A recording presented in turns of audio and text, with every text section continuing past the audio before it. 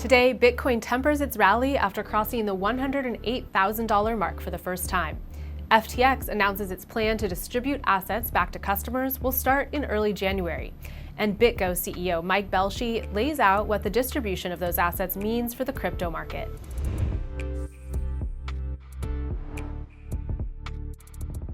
Welcome to CNBC's Crypto World. I'm Katie Tarasov.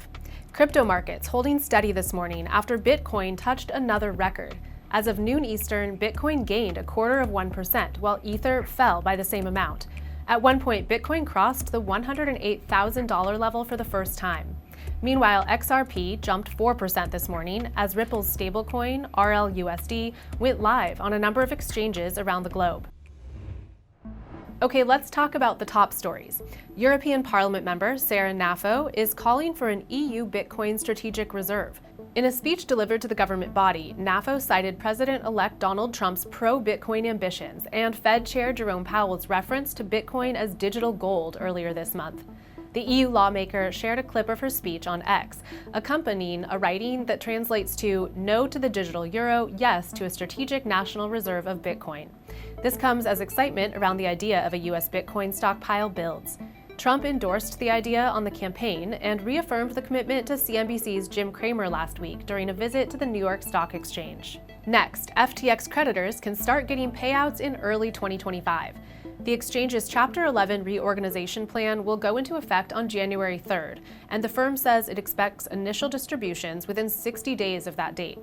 FTX announced that it's partnering with digital asset trust firm BitGo, as well as crypto exchange Kraken, to help with distributions. John Ray III, who was appointed CEO in the aftermath of the FTX collapse, called this progress reflections of the outstanding success of the recovery efforts, and that, quote, "We are well positioned to begin executing the distribution of recoveries back to all customers and creditors, and encourage customers to complete the necessary steps to begin receiving distributions in a timely manner."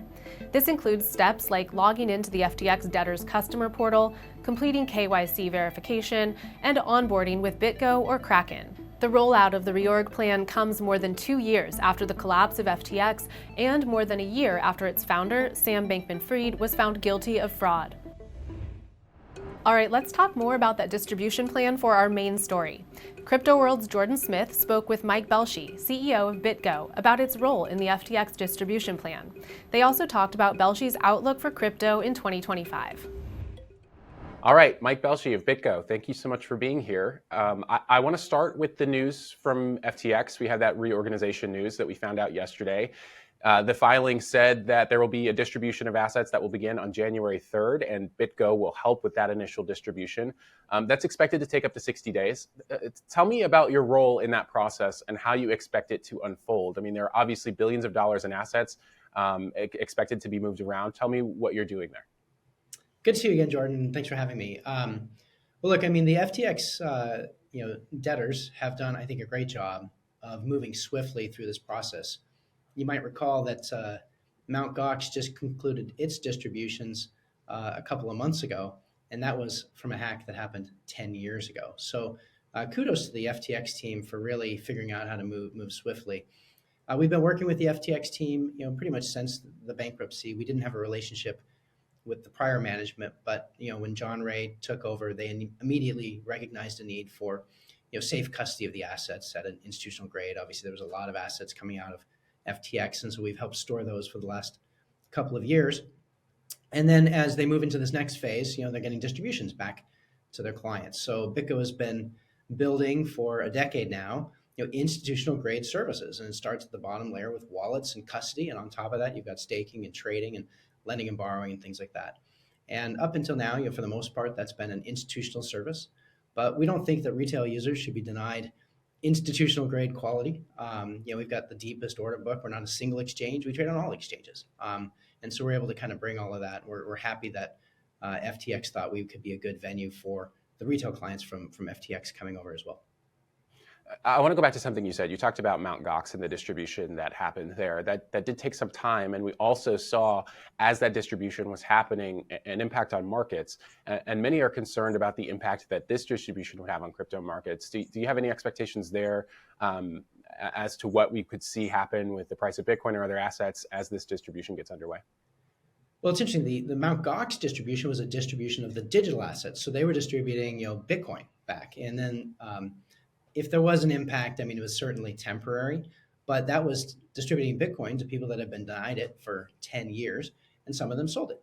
In this case, the distribution is cash. So actually, this should have a positive impact on the market, if anything, where some of those investors who have been out of the market are now getting cash back, and so then they can re-enter the market. So we hope to see a lot of that. But regardless of what happens here, the market is much bigger than just a few $1 billion. So if there is a small impact, it'll quickly kind of get absorbed in, and markets will return to where the markets see the price, not a temporary impact of any one distribution. If we can talk about that next iteration of crypto adoption, I think the big story so far has been Bitcoin ETFs that are trading right now. And I'd love for your reaction to the growth of those this year and what it's meant for your business, because I mean, as a custodian, you are involved in some of the ETFs. So I just want your reaction to what we've seen in 2024 before we talk about 2025. Look, I think it's well known and old news that the Bitcoin ETFs have been the fastest growing, fastest adopted ETFs in the history of ETFs, which is pretty remarkable. And I think that shows that there was a tremendous amount of pent up demand to have a regulated product that you could trade through your traditional broker. And so that's grown quite well. And it's been very good for the industry. It allows a number of institutional players that were plumbed into the equities markets to be able to participate with Bitcoin. Whereas if they were otherwise trying to touch Bitcoin, they had to figure out on their own, like, okay, how do I hold it? How do I custody it? How do I trade it? All these types of things. And the equities market kind of streamlines all that. Now it comes with some risks because you actually don't own the Bitcoin directly. The markets only trade Monday through Friday, 9 to 5 banking hours, right? And if you want to have real-time access, if you want to be able to use that Bitcoin, maybe you want to use it inside of collateral for another loan or something like that, the ETF product doesn't quite work as well. All right, ETFs for Bitcoin, they're there. For Ethereum, they're there. Other coins, not quite. It's a great way for institutions to start getting their feet wet. And then I think the next phase is really about making it so that institutions, companies, of course, individuals can feel comfortable touching the asset directly and knowing that they have service providers, they have custodians, they have trading and access to liquidity. They can use that money to get yields through a number of different ways. So, but being able to use it as a full financial product as opposed to just having ETF shares. Regulation is a big part of the roadmap for 2025 too, and how it will impact crypto businesses across the board. From your perspective, what's the priority for this Congress that looks a lot more open to crypto rulemaking next year? And are you having any conversations with lawmakers about what those priorities are? So we talk to both regulators and lawmakers all the time. Obviously, it's a really exciting time because finally we're able to have interesting conversations instead of conversations where they're really secretly trying to take you down. So all of a sudden, service providers like BitGo, we are all able to move forward with a lot more confidence. This will also reflect into the traditional financial space, so we will see more of our traditional Wall Street players coming into the market. Additionally, with the U.S. just being more open, regulators around the globe have been looking for leadership and guidance from the U.S. And when that leadership and guidance last year was saying no, no, no, worldwide people saying no, no, no. So generally, it's opening up.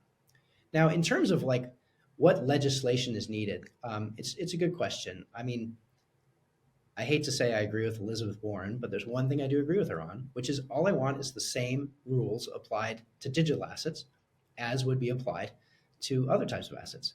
And I think that may be the best prescription, frankly.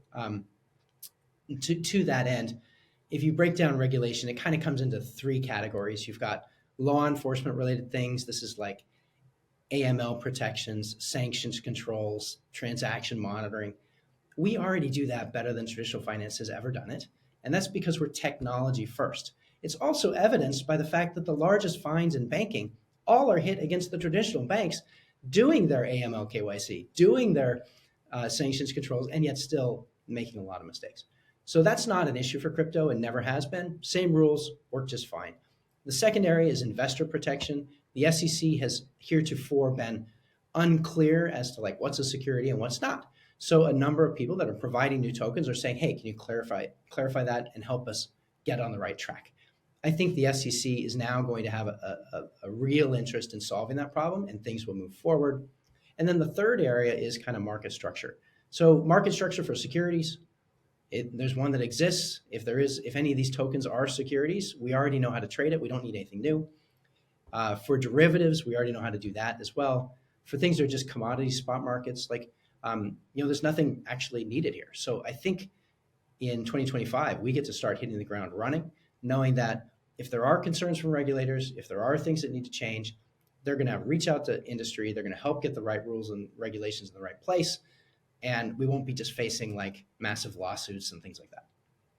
A final question real quick. What about looking outside the US? I mean, BitGo has launched a global platform this month, and you previously launched a new home base in Singapore. How much is global expansion on your roadmap in 2025? And does that growth have anything to do with the regulatory situation in the US, or do you see it more as just opportunity abroad?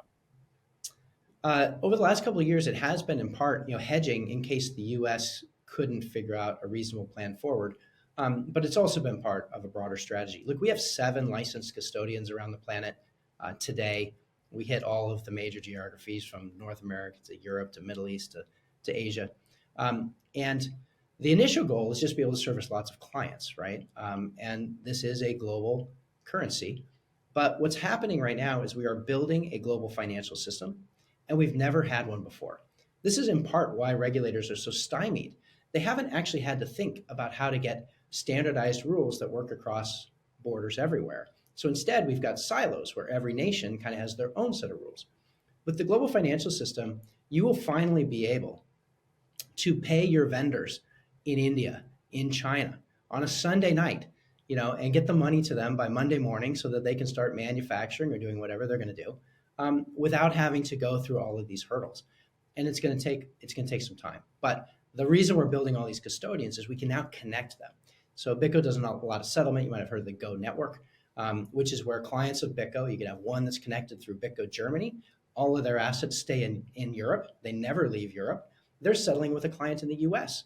All of their assets stay in the US and never leave the US. But those two parties can now trade together by way of this Go network. So as that global financial system emerges, we're building the connectivity so that you can trade from Asia to Europe to the Middle East to the US.